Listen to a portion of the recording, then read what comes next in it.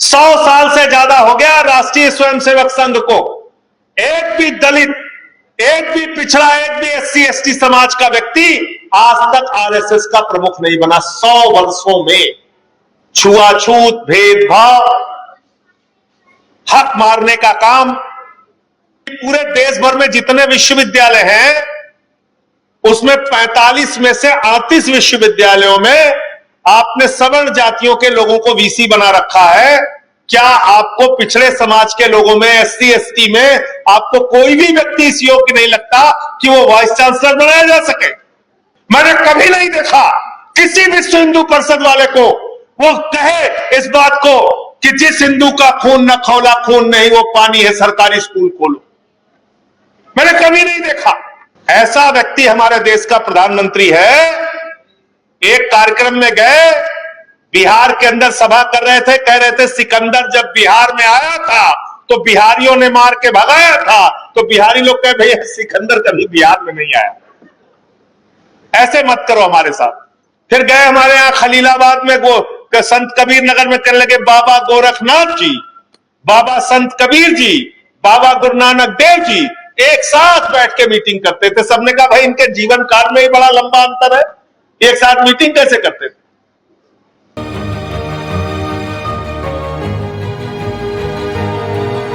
तो कुछ भी प्रधानमंत्री बोलते हैं। और जाति जनगणना तो आपको करानी पड़ेगी कई कारणों से। एक ये कि आरक्षण की व्यवस्था जातियों के संख्या के आधार पर मिल रही है कि नहीं मिल रही है, नंबर 1। और दूसरा कारण यह कि तमाम कल्याणकारी योजनाओं का लाभ उन जाति, उन वर्ग के लोगों को मिल रहा है कि नहीं मिल रहा है, नंबर 2। और नंबर 3, जो चुनाव में तुम दादागिरी करते हो, सीना ठोकते हो, हम इनका हक मारेंगे, हक मारेंगे, तुम्हारी जमानतें जब्त कराने के लिए कितनी संख्या है पिछड़े वर्ग के लोगों की, शोषित वंचित समाज के, एससी एसटी लोगों की, वो बताने के लिए। बस आ जाते हैं चुनाव के टाइम में, जिस हिंदू का खून न खौला खून नहीं वो पानी है। प्रोफेसर साहब बैठे हैं सूरज जी, पूछे, मैंने अभी एक मीटिंग में पूछा था पिछली बार, कौन सा मुसलमान है जिसने आपके आरक्षण का विरोध किया, उसका नाम बताइए आपको। किसी ने किया क्या? किसी मुसलमान ने आपके आरक्षण का विरोध? कौन सा वो मुसलमान है जिसने कहा कि अनुसूचित जाति जनजाति के लोग हमारे बगल में बैठ के खाना नहीं खा सकते? कौन सा वो मुसलमान है जिसने कहा कि गले में हाड़ी बांध के आपको घूमना पड़ेगा? मैं तो उत्तर प्रदेश का रहने वाला हूं। अभी वहां पे काकोरी में, लखनऊ के अंदर पासी समाज के एक बुजुर्ग को मंदिर की सीढ़ियों पे पेशाब चटवाई जाती है।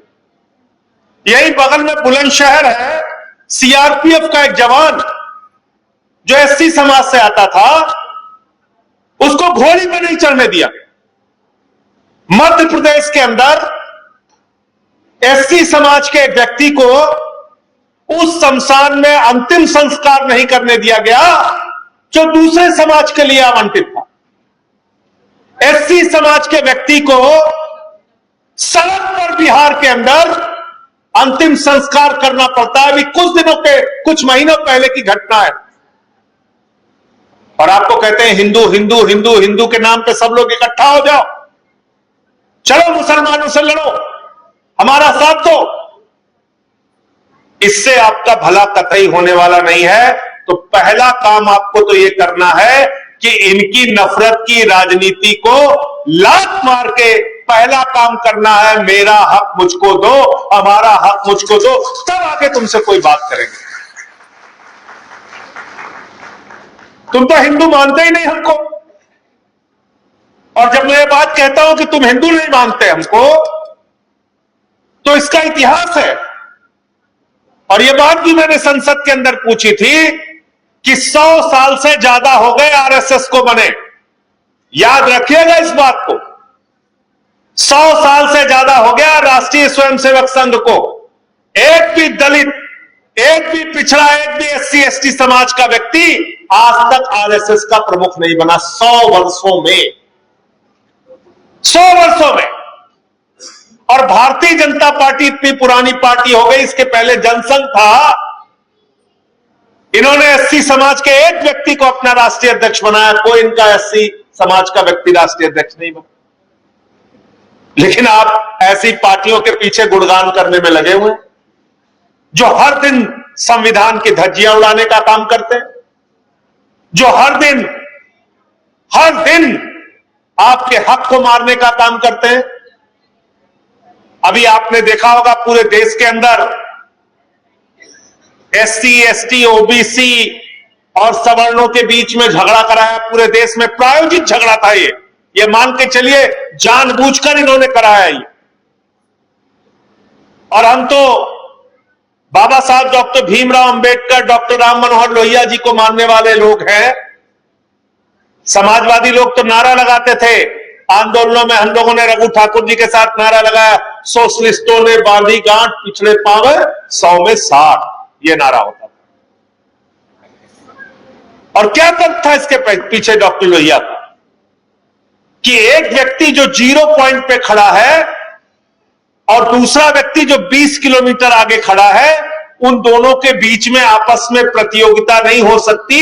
अगर आपको प्रतियोगिता करानी है तो जो व्यक्ति 0 पॉइंट पे खड़ा है उसको 20 किलोमीटर आगे पहुंचा दो, फिर आप दौड़ कराओ, हम दौड़ करने के लिए तैयार हैं। लेकिन वो काम आप नहीं करते। छुआछूत, भेदभाव, हक मारने का काम। मुझसे बहुत जजेस नाराज हो गए, लेकिन मैं चिंता नहीं करता इस बात की। आप नाराज होते हो, कोई बात नहीं। मैंने एक बार संसद में सवाल पूछ लिया कि जरा आप बताइए कितने जजेस हैं हिंदुस्तान के अंदर जो एससी, एसटी, ओबीसी से आते हैं। गला सूख गया सरकार का, हकलाने लगे, आवाज ही नहीं निकल रही थी। मैंने कहा भैया बताओ ना कितने आते हैं हाई कोर्ट और सुप्रीम कोर्ट में जजेस एसटी, एसटी, ओबीसी।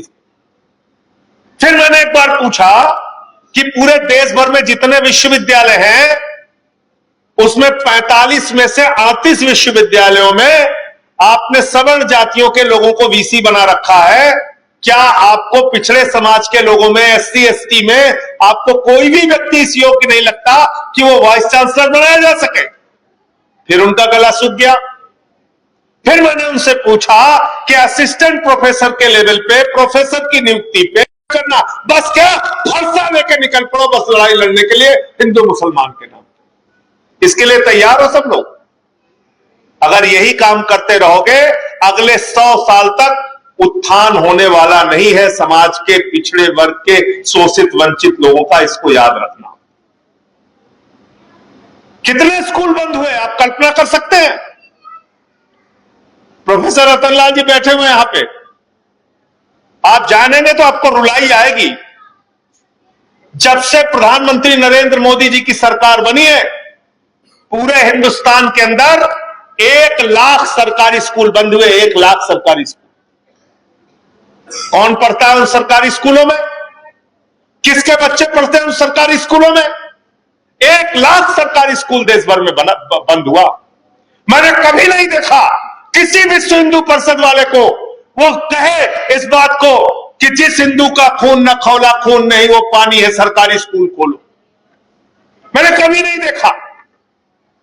पीएचसी में जहां आपके लोगों का इलाज होता है, सरकारी अस्पताल में जहां आपके लोगों का इलाज होता है, जहां न्यूनतम दामों पे आपको स्वास्थ्य की सुविधाएं मिलनी चाहिए, वो अस्पताल बंद हो रहे हैं, जर्जर हो रहे हैं। कभी किसी हिंदू का खून नहीं खोलता। कभी नहीं कहते कि भाई इनका आरक्षण का हक मारा जा रहा है, इनके बच्चे स्कूल में पढ़ कैसे पाएंगे, उनको तो मिड डे मील की सुविधा कहां मिलेगी प्राइवेट स्कूलों में, आप सरकारी स्कूल क्यों बंद कर रहे हैं? कभी किसी हिंदू का खून खोलते मैंने नहीं देखा कि आरएसएस वाले, विश्व हिंदू परिषद वाले, बजरंग दल वाले निकल रहे हैं और कह रहे हो कि नहीं नहीं साहब मोदी जी हम आपको सरकारी स्कूल बंद नहीं करने देंगे, योगी जी हम सरकारी स्कूल बंद नहीं करने देंगे।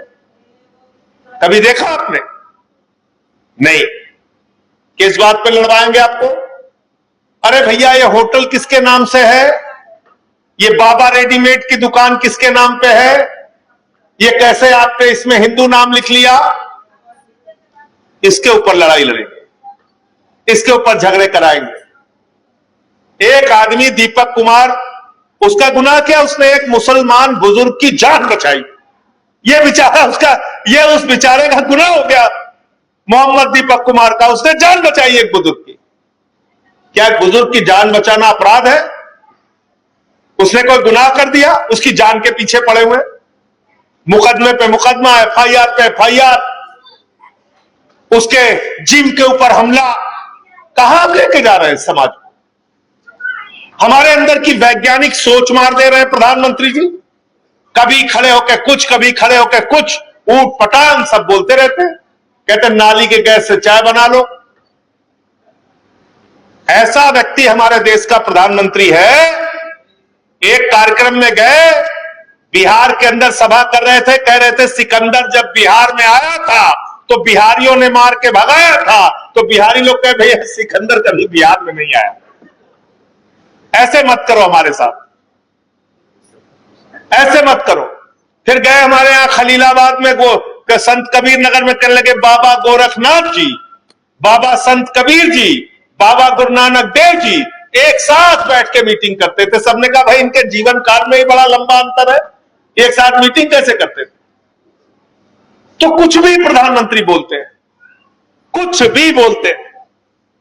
कहते ताली बजाओ कोरोना ठीक हो जाएगा, थाली बजाओ कोरोना ठीक हो जाएगा, दिया जलाओ कोरोना ठीक हो जाएगा, अपने घर की बिजली बंद कर दो कोरोना ठीक हो जाएगा। मैंने तो संसद में कहा था हम लोग घर ही नहीं जाएंगे, यही संसद में रहेंगे और चलो सब लोग लाइट बंद करके बैठते कोरोना ठीक करके दिखाओ।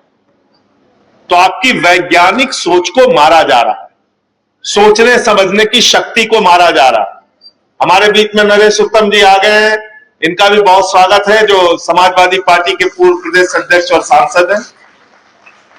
तो हमारे सोचने समझने की शक्ति को प्रधानमंत्री और भारतीय जनता पार्टी और इनका जो मातृ संगठन है आरएसएस, वो खत्म कर रहा है। इसलिए जो नारा कांसीराम जी ने दिया था, जो नारा डॉक्टर राम मनोहर लोहिया जी ने दिया था, जो नारा मधुलिमेल जी ने दिया था, जिसकी जितनी संख्या भारी उसकी उतनी हिस्सेदारी। इस पे आना पड़ेगा, इस पे आना पड़ेगा। और जाति जनगणना तो आपको करानी पड़ेगी कई कारणों से। एक ये कि आरक्षण की व्यवस्था जातियों के संख्या के आधार पर मिल रही है कि नहीं मिल रही है, नंबर 1। और दूसरा कारण यह कि तमाम कल्याणकारी योजनाओं का लाभ उन जाति उन वर्ग के लोगों को मिल रहा है कि नहीं मिल रहा है, नंबर 2। और नंबर 3, जो चुनाव में तुम दादागिरी करते हो, सीना ठोकते हो, हम इनका हक मारेंगे, तुम्हारी जमानतें जब्त कराने के लिए कितनी संख्या है पिछड़े वर्ग के लोगों की, शोषित वंचित समाज के SC ST लोगों की, वो बताने के लिए। कहते साहब हम जाति जनगणना नहीं कराएं। अभी हमारे यहां दिल्ली में आपने देखा होगा कुत्तों को लेकर बहुत बवाल हुआ था कि नहीं हुआ? DN सिंह जी, हुआ था ना? कर्मचारियों से क्या बोले?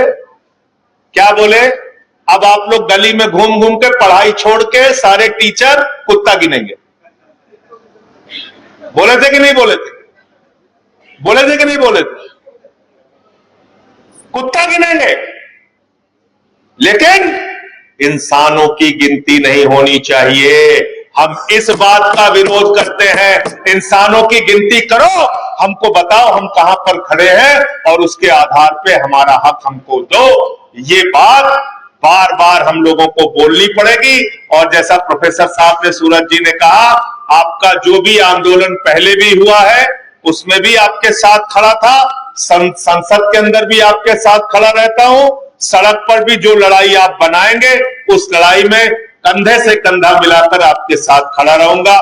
एक ही बात का, एक छोटी सी बात जो आपसे किसी कारण से चूक रह गई है, और राकेश यहां पर है इसलिए विशेष तौर से मैं कहना चाहूंगा, इस पूरी तस्वीर में डॉक्टर राम मनोहर लोहिया जी की तस्वीर नहीं है। ये गलती है तो इसका आगे से ध्यान रखिएगा। कोहली साहब भी हैं, उन्होंने समाज के शोषित वंचित वर्ग के लिए जीवन भर मरते दम तक लड़ाई लड़ने का काम किया। तो इसलिए नहीं, वो ठीक है, लेकिन उनकी भी तस्वीर यहां होनी चाहिए। पूरे देश के अंदर जहां कहीं भी बहुजन समाज पर एट्रोसिटीज होती है, उस एट्रोसिटीज पर अगर वो व्यक्ति, वो परिवार मेरे पास तक पहुंच जाता है, जिन केसेज में मेरे फोन के जाने के बाद एक्शन हुआ, उस पर रेप केस तक है, कुल्हाड़ी से काटे हुए हमारे समाज के, बहुजन समाज के लोगों को काटा गया, उन पर कार्रवाई कराने का काम किया। ऐसे सैकड़ों मनुवादियों को जेल भिजवा चुका हूं जो मेरे समाज पे, मेरी बहन बेटियों पर अत्याचार करते हैं। मेरे फिल्म प्रोडक्शन हाउस के अंदर अगर कोई आदमी इलेक्ट्रॉनिक मीडिया के अंदर जाना चाहता है या फिल्म लाइन में जाना चाहता है, उसको फ्री ऑफ कॉस्ट ट्रेनिंग में दे रहा हूं और देता रहूंगा। धर्म पढ़ाएंगे आपको,